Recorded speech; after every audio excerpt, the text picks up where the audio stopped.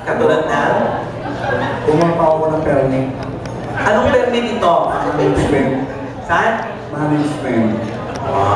O ano? 1 month rehearsal. 1 month rehearsal.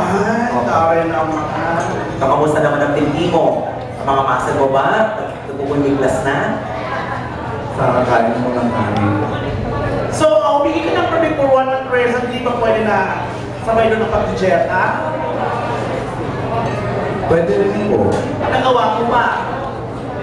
Minsan po, pero sa routine na may pamumuhay. Sino ba ang kamukha mong ginagaya? Ang nagpapangamu ko sa paninggaling ni Big Soto. Pia Juanyo. Fairness. So, ito na. Ay, ito na interview. Masigit dyan. Oo. Anong masasabi mo sa contestant number 2?